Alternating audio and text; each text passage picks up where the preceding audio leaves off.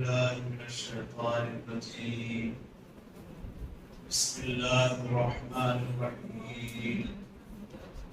واصبر كما صبر أولو العزم من الرسل ولا تستعجل لهم كأنهم يوم يرون ما يوعدون لم يلبثوا إلا ساعة من نهار بلاغ فهل يهلك إلا القوم الفاسقون.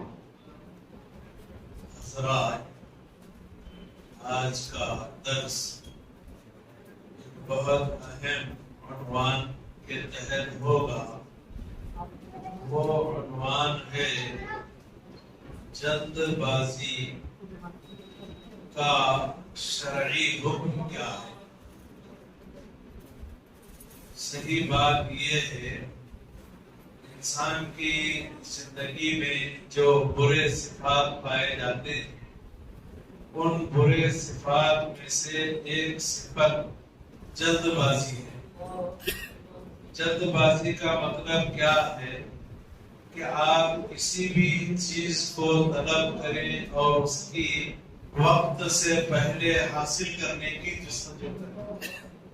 اللہ نے ہر چیز کے حاصل ہونے کا ایک وقت مقرر کیا ہے. اگر کوئی آدمی وقت سے پہلے اس چیز کو حاصل کرنے کی کوشش کر رہا ہے تو یہ جلد بازی ہے. اور جلد بازی کی عام طور پر قرآن میں مذمت بیان کی گئی ہے، برائی بیان کی گئی ہے. یہاں تک کہ یہ بات کہی گئی العجلۃ من الشیطان، کہ جلد بازی شیطان کی جانب سے ہوتی ہے. اللہ رب العالمین نے اپنے نبی محمد صلی اللہ علیہ وسلم کو حکم دیا لا تحرک به لسانک لتعجل به. آپ قرآن کی تلاوت کے وقت میں اپنی زبان کو حرکت نہ دیجیے کہ آپ قرآن کی تلاوت کرتے وقت جلدی تلاوت کریں. تو گویا رسول اللہ صلی اللہ علیہ وسلم کو تلاوت میں جلدی کرنے سے روکا گیا ہے، جلدی تلاوت کرنے سے منع کیا گیا ہے. جبریل علیہ السلام آپ کے پاس قرآن لے آتے تو رسول اللہ صلی اللہ علیہ وسلم اس ڈر سے کہ کہیں میں بھول نہ جاؤں جلدی کرتے تو اللہ تعالیٰ نے جلدی کرنے سے منع فرمایا ہے. اور اللہ کے نبی صلی اللہ علیہ وسلم کے اخلاق سراپا قرآن تھے. ظاہر ہے جو حکم اللہ کی طرف سے اللہ کے رسول کو ملا رسول اللہ صلی اللہ علیہ وسلم اس حکم پر عمل کرتے.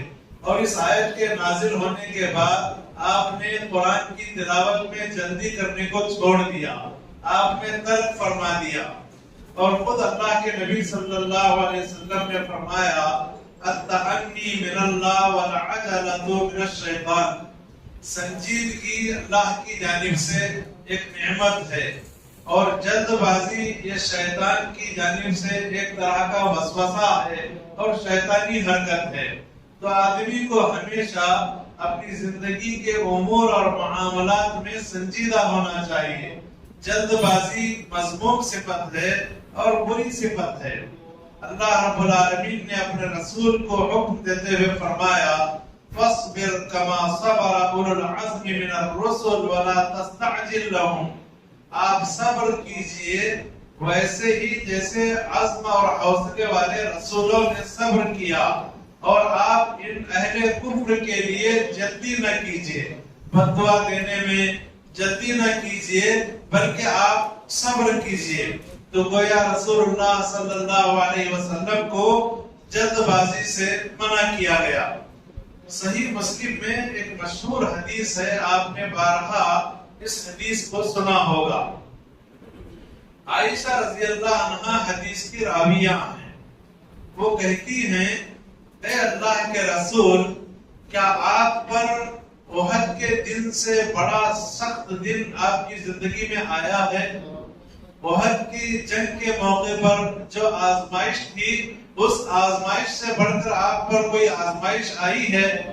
تو اللہ کے رسول صلی اللہ علیہ وسلم نے فرمایا کہ اے عائشہ، آپ کے قوم کی جانب سے مجھے تکلیف پہنچی ہے، اور سب سے بڑی تکلیف آپ کے قوم کی جانب سے جو پہنچی ہے وہ گھاٹی والے دن پہنچی ہے، جبکہ میں اپنے آپ کو ان کے سامنے پیش کیا، ابن عبد یالیل بن عبد کلال پر میں نے اپنے آپ کو پیش کیا، یعنی طائف والوں پر۔ یہ اللہ کے رسول صلی اللہ علیہ وسلم کے ننیالی لوگ تھے، تو اللہ کے رسول صلی اللہ علیہ وسلم نے ان کے سامنے دین کی بات پیش فرمائی، اور اللہ کے رسول فرماتے ہیں کہ انہوں نے جس بات کا میں نے ارادہ کیا اس کا جواب نہیں دیا، یعنی میری دعوت کو انہوں نے قبول نہیں کیا۔ تو اچانک میں وہاں سے نکل پڑا اس حال میں کہ میرے چہرے پر اداسی تھی، اور مجھے قرن الثعالب نامی مقام پر افاقہ ہوا۔ میں ذرا اچھا ہو گیا قرن الثعالب مقام پہنچ کر، تو میں نے اپنے سر کو اٹھایا تو اچانک دیکھ رہا ہوں کہ ایک ابر ہے جو مجھے سایہ کر رہا ہے۔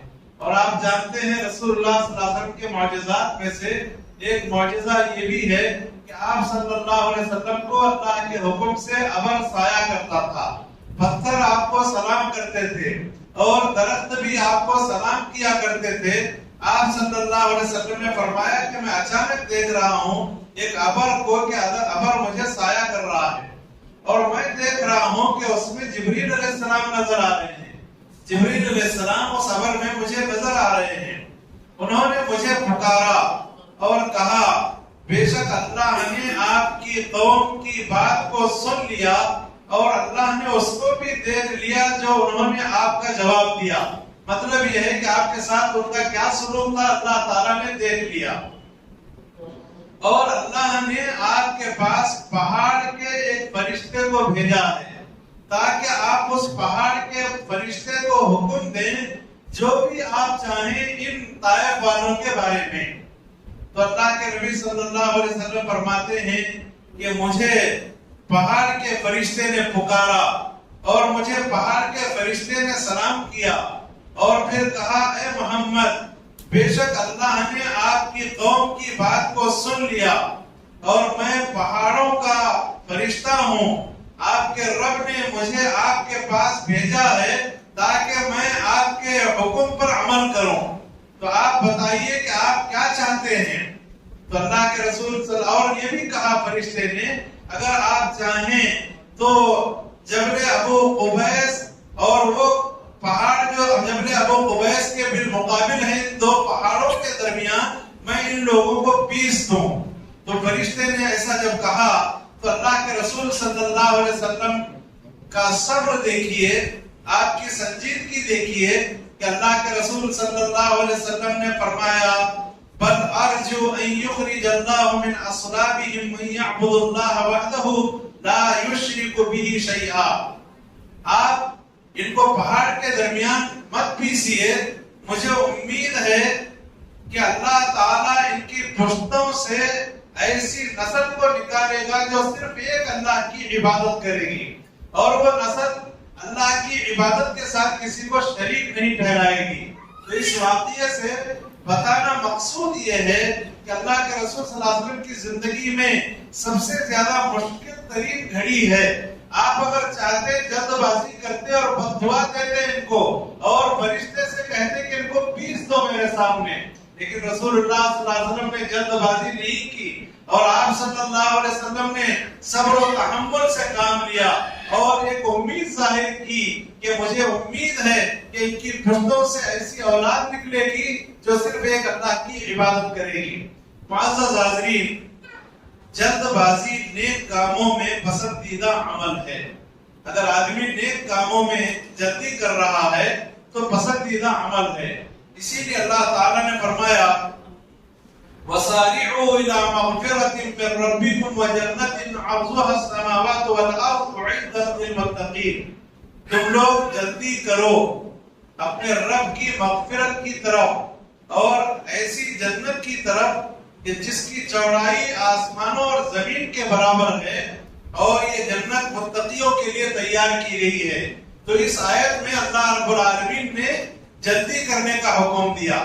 سبقت کرنے کا حکم دیا، تو آخرت کے معاملات میں، عبادات میں، نیک کاموں میں سبقت کرنا، جلدی کرنا، یہ پسندیدہ عمل ہے۔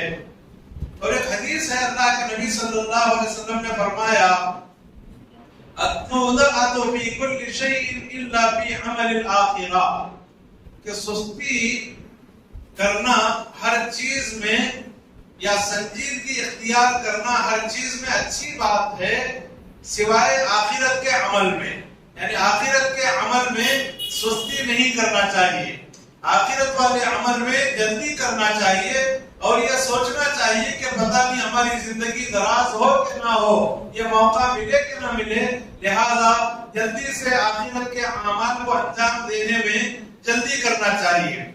اور جو ناپسندیدہ جلد بازی ہے وہ اس وجہ سے ہے کہ آدمی جلد بازی غور و فکر کیے بغیر کرتا ہے، کسی سے مشورہ کیے بغیر جلد بازی کرتا ہے، اور استخارے کے بغیر آدمی جلد بازی کرتا ہے۔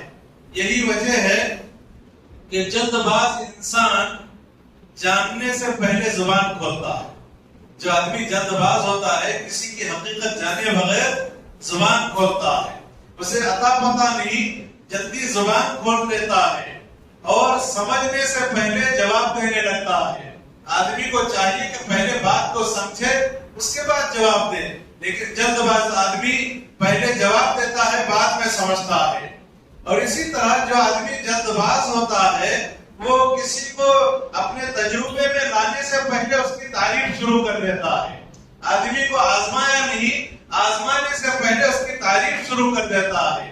اور اسی طرح زندگی کے بہت سارے معاملات میں جلد باز آدمی ناکامی کا شکار ہوتا ہے، اور جلد بازی کا انجام کیا ہے؟ شرمندگی ہے۔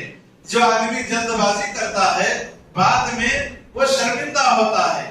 اسی لیے عرب حضرات جلد بازی کو ام الندامات کہتے ہیں، یعنی شرمندگیوں کی ماں اور اصل، شرمندگیوں کی ماں اور اصل جلد بازی ہے۔ اور چند میں آپ کے سامنے مثالیں پیش کرتا ہوں بری جلد بازی کے سلسلے میں۔ دعا کرنے میں جلد بازی کرنا، اپنے گھر والوں کے خلاف، مال کے خلاف، اولاد کے خلاف غصے کی حالت میں، یعنی بعض لوگ ہوتے ہیں جب ان کو زیادہ غصہ آتا ہے اور جائیداد کے اوپر کنٹرول نہیں کر پاتے، اور تو ایسے موقع پر گھر والوں پر ناراض ہو کر غصے سے کہہ بیٹھتے ہیں کہ اللہ یہ مال برباد بھی نہیں کرتا۔ تو اس طرح بد دعا نہیں کرنا چاہیے، مال کے سلسلے میں بد دعا نہیں کرنا چاہیے، اور اسی طرح سے گھر والوں کے سلسلے میں ناراض ہو کر بد دعا نہیں کرنی چاہیے، اور اولاد کے سلسلے میں غصے کی حالت میں بد دعا نہیں کرنی چاہیے۔ اللہ تعالیٰ نے قرآن میں فرمایا وَيَدْعُ الْإِنسَانُ بِالشَّرِّ دُعَاءَهُ بِالْخَيْرِ وَكَانَ الْإِنسَانُ عَجُولًا، انسان برائی کو اللہ سے ویسے ہی مانگتا ہے جیسے وہ اللہ سے بھلائی مانگتا ہے، اور انسان بہت جلد باز واقع ہوا ہے۔ بعض لوگ برائی اور شر کے بارے میں دعا کرتے ہیں ویسے ہی جیسے خیر کے بارے میں دعا کرتے ہیں، تو گویا کہ یہ ناپسندیدہ عمل ہے کہ آدمی شر کے بارے میں دعا کرے۔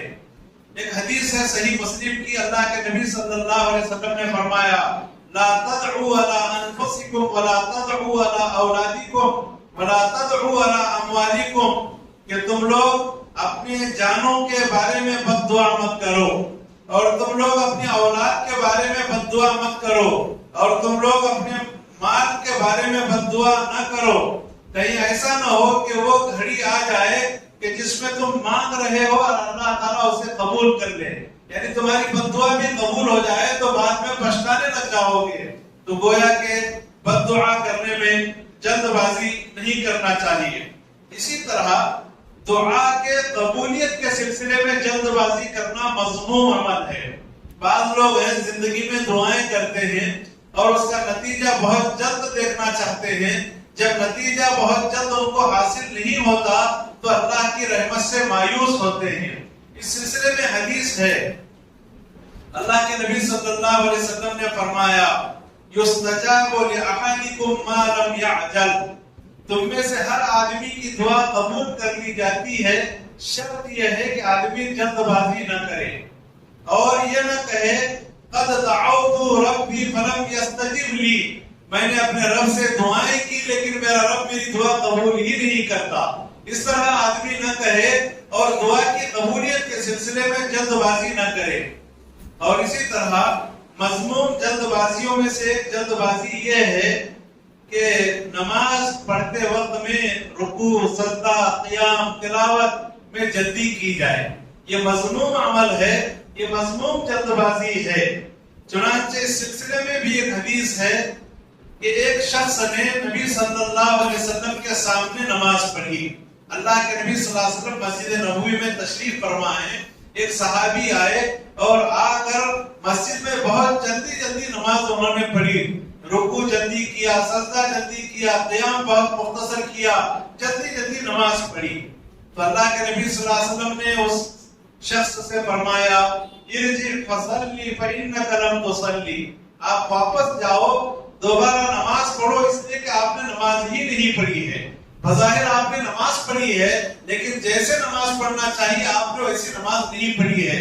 یہ بات اللہ کے رسول صلی اللہ علیہ وسلم نے 3 مرتبہ بیان فرمایا، اور 3 مرتبہ بیان کرنے کے بعد آپ صلی اللہ علیہ وسلم نے ان کو نصیحت کرتے ہوئے فرمایا اذا قمت الى الصلاة فاسبغ الوضوء، جب آپ نماز کے لیے کھڑے ہونے کا ارادہ کرو تو وضو مکمل کرو، وضو اچھی طرح کرو۔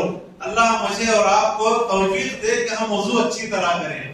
وضو کرنے میں بعض دفعہ بہت لاپرواہی ہو جاتی ہے، اگر وضو مکمل نہیں ہوا تو نماز نہیں ہوگی۔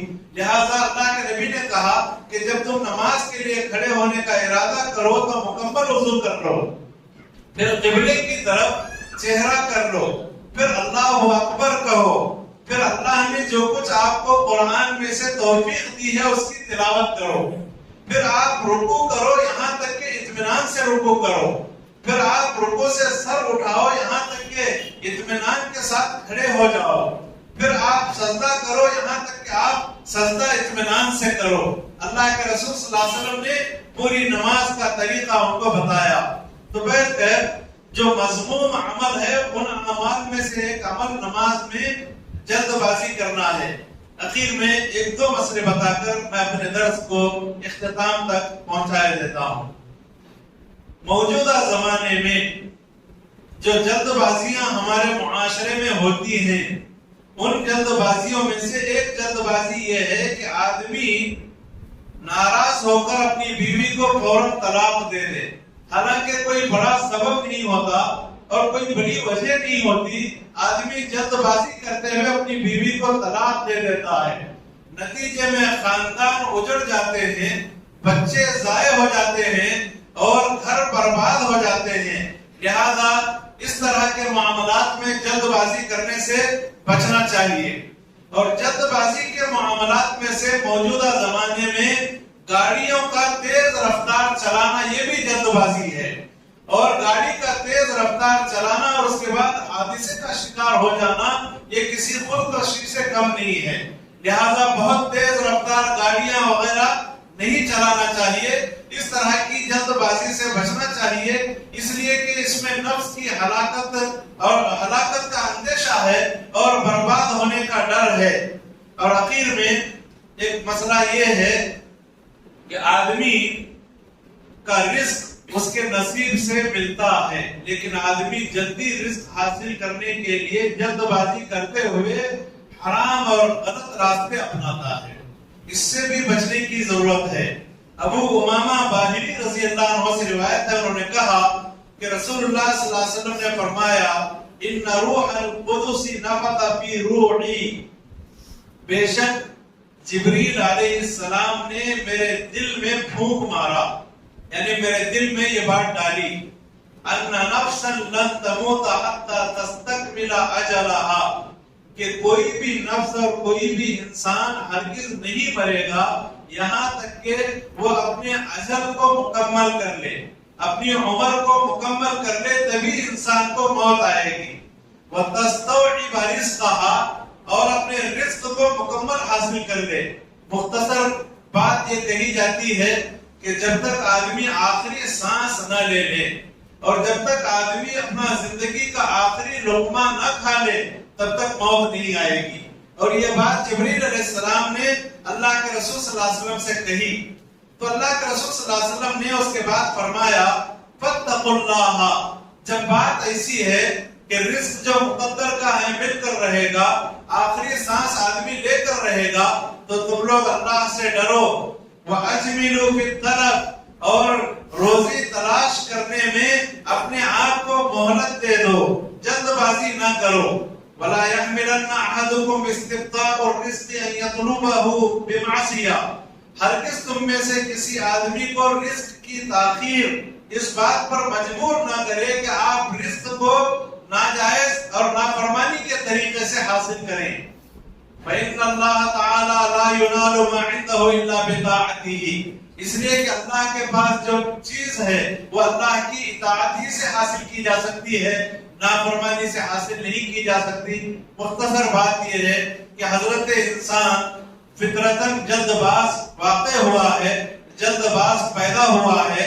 ایمان کا تقاضا یہ ہے کہ ہم دنیاوی معاملات میں جلد بازی نہ کریں، اخروی معاملات میں سبقت لے جانے اور جلدی کرنے کی کوشش کریں.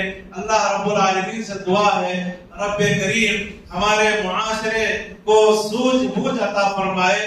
اللہ تعالی ہمیں ہر طرح کی غلط جلد بازیوں سے بچائے اور شرعی معاملات میں سبقت کرنے کی توفیق اور سعادت نصیب فرمائے. آمین. وآخر دعوانا الحمدللہ رب العالمین وصلی اللہ علی النبی.